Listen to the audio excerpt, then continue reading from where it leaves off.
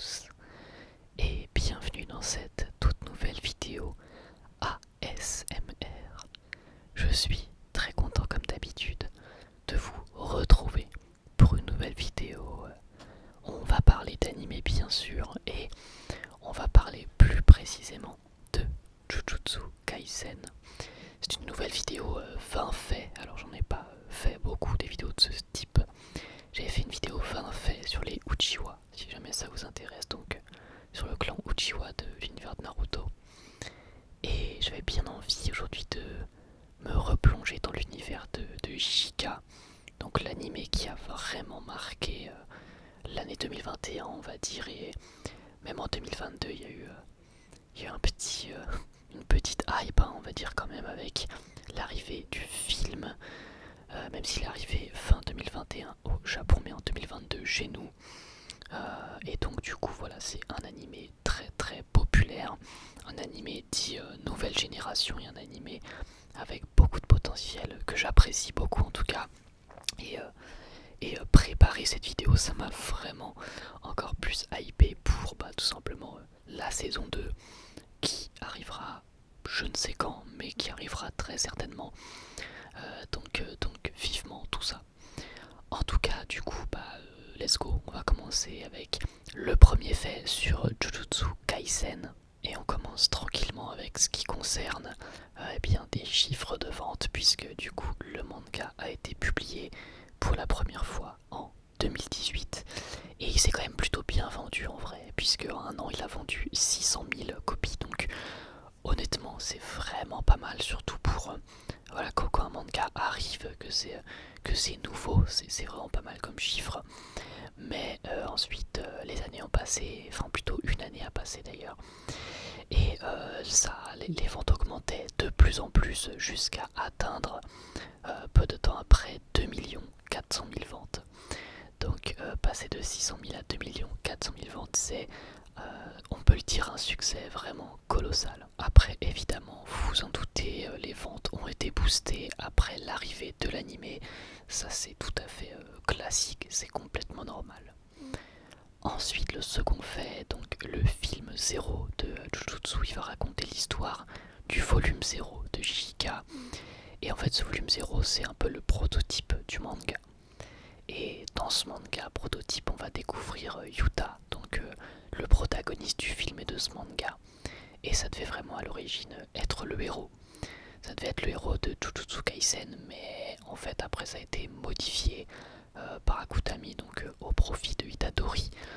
Donc on va dire que c'est un mal pour un bien, puisque Itadori est vraiment un personnage trop cool, je trouve. Ensuite du coup on va continuer sur le manga et sur le film 0. Donc il faut savoir que les designs de Yuta et Inumaki, ils ont dû être modifiés pour la version finale de Jujutsu. Tout simplement parce que en fait sinon ça ressemblait trop à Yuji et Fushiguro au niveau du design, et surtout au niveau de la coupe de cheveux qui était vraiment trop ressemblante, et du coup ça pouvait porter à confusion, et l'auteur ne voulait pas semer cette confusion chez les lecteurs tout simplement. On passe au fait numéro 4, on va parler un petit peu de pouvoir et de puissance.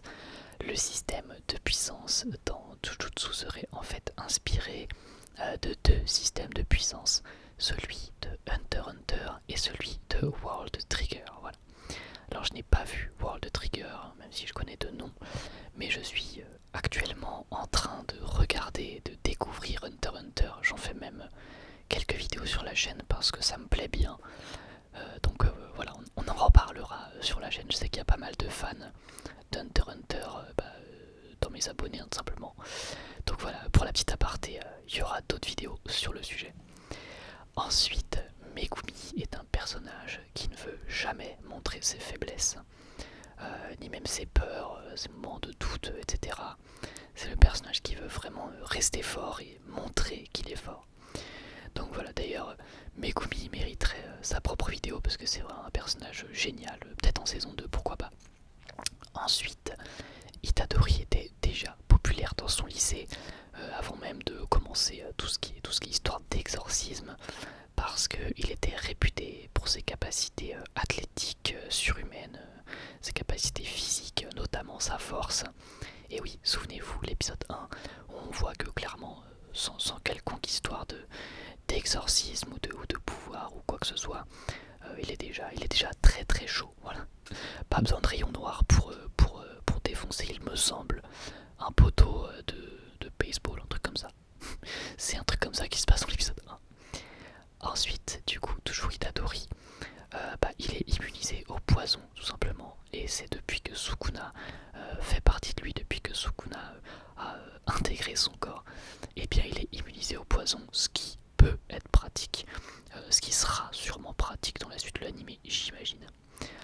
Ensuite, Gege Akutami, donc l'auteur de Jujutsu, il a sorti un premier manga qui était du nom de Nikai Bongai Balabachura. Et l'histoire, ça parle d'un garçon à la force surhumaine qui est un peu une espèce de délinquant et qui va se retrouver à utiliser sa force pour vaincre des kaiju. Donc les kaiju, c'est, vous savez, l'espèce de gros monstres type Godzilla, King Kong, même si je crois que dans le manga, ils font pas cette taille-là. Mais voilà, c'est ce genre de monstre. Donc ça ressemble quand même pas mal à Jujutsu, que ce soit en termes de scénario ou même en termes, en termes de visuel, c'est normal, c'est le même dessinateur, hein, mais je veux dire même en termes de vibe, d'esthétique, c'est à peu près la même chose. Nous passons donc au fait numéro 9 et on va parler de Mahito, donc l'antagoniste qui est presque l'antagoniste principal de la saison 1 de Jujutsu, même s'il n'y en a pas vraiment, puisqu'il y a pas mal de méchants différents dans cette saison 1. Ce mec là, il est fan apparemment de Phineas et Ferb, et c'est pour ça qu'il a transformé Junpei en gros monstre bleu pour qu'il ressemble à Perry l'ornithorynque. Voilà, ce n'est pas une blague, voilà, le poisson d'avril, c'est terminé, c'est pas une blague, c'est un vrai fait. C'est complètement ridicule, mais en même temps ça va plutôt bien avec le personnage de Mahito qui est plutôt immature, on va pas se mentir. Ensuite, j'ai envie de vous parler des grades d'exorciste parce que c'est pas si clair, c'est pas tant expliqué que ça dans la saison 1. On a plusieurs grades, déjà on a le grade 4, ensuite on a le grade 3, le semi-grade 2, le grade 2, le semi-grade 1, le grade 1, le grade spécial numéro 1 et le grade spécial tout court, voilà. Donc ça fait quand même pas mal de grades et il faut savoir, il y a quand même pas mal de choses intéressantes je trouve par rapport à ces grades. Déjà pour pouvoir monter en grade il faut être recommandé par un exorciste de rang supérieur auprès de l'académie d'exorcisme. Et en fait plus on va monter en grade et plus les missions données vont être dangereuses mais aussi mieux payées. Et oui, ça c'est intéressant. Parce que en gros, bien évidemment, les exorcistes sont payés, c'est un vrai métier hein, qu'ils font. Donc ils sont rémunérés, donc j'imagine que Kojo, il doit être sacrément bien payé. Ça serait intéressant que le truc soit abordé un peu, mais bon, c'est vrai que c'est peut-être pas non plus le plus important. Et d'ailleurs au passage, les professeurs, ils ne peuvent pas recommander la montée de rang d'un de leurs élèves. Et si vous voulez d'autres infos sur les rangs, eh bien j'ai de quoi vous en donner, puisque fait numéro 11, Fushiguro est directement passé au deuxième rang lorsqu'il a rejoint l'école d'exorcisme. Donc le rang 2, quand même le grade 2, c'est même pas semi-grade 2, hein, c'est directement grade 2 dès qu'il est entré à l'école. Donc il est très très chaud et je pense qu'on s'en rend peut-être pas compte, mais c'est probablement le personnage qui a le plus de potentiel dans tout le manga, clairement. Je pense qu'il a même encore plus de potentiel qu'Itadori. Fushiguro, je trouve qu'on le montre, on nous le dit pas trop, mais c'est vraiment genre un génie quoi. Et si vous êtes curieux de savoir où se situent un petit peu les autres personnages au niveau des rangs, c'est plutôt simple en fait. Maki, elle est de rang 4 d'ailleurs, j'aime beaucoup ce personnage. Elle est de rang 4 justement parce que elle utilise simplement des objets imprégnés par l'exorcisme, mais elle ne peut pas le faire en soi, elle ne peut pas utiliser l'exorcisme comme le ferait Itadori, Fushiguro ou même Nobara. Donc ce qui fait qu'elle est de rang 4. Justement, Nobara, quant à elle, est de rang 3. Fushiguro, il est de rang 2. On a Inumaki qui est quand même semi-grade 1, donc c'est quand même très très bien. Nanami, lui, est de grade 1. Et enfin, Gojo, évidemment, est de grade spécial, puisque c'est tout simplement le meilleur exorciste du monde. Donc, en toute logique, il est au meilleur rang. Ensuite, on passe au fait numéro 12, on va reparler de Fushiguro. En fait, ce dernier, il est très proche des animaux et surtout de ses familiers, hein, puisque vous le savez, son style d'exorcisme, c'est d'invoquer des familiers. Et lorsqu'un de ses familiers meurt, il est vraiment très attristé. C'est limite autant que lorsqu'un de ses camarades humains meurt. Donc voilà, il est très très proche des animaux et surtout des siens, tout simplement de ces animaux, sous forme d'exorcisme, puisque ce sont bien des êtres vivants, quoi. Ensuite, fait numéro 13. Il y a beaucoup de références à la pop culture dans Jujutsu Kaisen. Vous êtes sans doute pas passé à côté de certaines d'entre elles, notamment la ref à Jennifer Lawrence dans la saison 1 de l'anime, mais il y en a plein d'autres. Par exemple le fait que Gojo soit fan de Gundam, il est aussi fan de Digimon. On a également Nobara qui est fan de la marque Balenciaga, et j'en passe plein d'autres.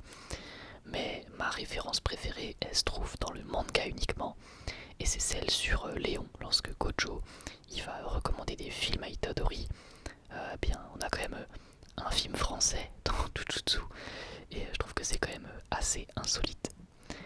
Ensuite, à cause de son pouvoir d'exorcisme, Nobara a dû s'entraîner à subir la douleur, ce qui fait d'elle une exorciste très très résistante et qui est beaucoup plus tolérante aux blessures que les autres. Donc voilà, si vous avez vu la saison 1 de Jujutsu dans son entièreté, je pense que vous savez pourquoi est-ce que Nobara a dû tout simplement s'entraîner à subir la douleur, puisque normalement vous connaissez son style d'exorcisme et donc en tout cas ça fait d'elle une exorciste très résistante. Ensuite du coup on va continuer sur Nobara. Faut savoir que elle se teint les cheveux, voilà, ils sont pas clairs de base, mais elle trouve que ça paraît naturel sur elle. Donc elle a adopté ce style qui tend un peu vers le roux. Et puis d'ailleurs au passage, son passe-temps favori c'est le shopping tout simplement. Ensuite on va parler de Sukuna, voilà, personnage très apprécié. Faut savoir qu'il a jamais eu de famille, pas de femme, pas d'enfant, rien de tout ça en quand même 1000 ans d'existence. Donc voilà, tout ce qui est famille, QLF, tout ça, ça ne l'intéresse pas. Le fait numéro 17, et là du coup va plus s'intéresser à l'hôte de Sukuna, donc Yuji. Faut savoir qu'il a été inspiré par le grand frère de Akutami, qui lui aussi était quelqu'un de très bon en sport, on imagine assez doué athlétiquement, physiquement, donc comme Itadori tout simplement. Ensuite, il faut savoir que Gojo, il est tellement puissant et dangereux qu'il y a beaucoup de fléaux qui restent dans l'ombre en fait, depuis que ce dernier est devenu exorciste et qui s'est fait un nom. En gros, je sais pas si vous avez quand même remarqué, mais dans la saison 1, il y a presque tous les méchants de Jijika qui sont paniqués à l'idée de devoir un jour affronter Gojo. Et je sais pas vous, mais je trouve en vrai que c'est quand même super stylé. Et c'est un point qui est intéressant pour tout simplement le scénario, je trouve. Et puis c'était quand même quelque chose qui était assez souligné dans la saison 1, lorsqu'on voyait les méchants. C'était mentionné à plusieurs reprises qu'ils ont tout simplement pas le niveau de Gojo et qu'ils ont pas du tout envie de le rencontrer. Et je les comprends, hein, tout simplement.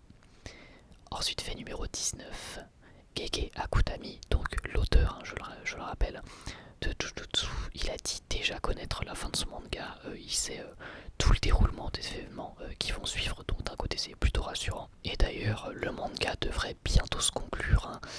Normalement sera terminé d'ici l'année prochaine, je pense.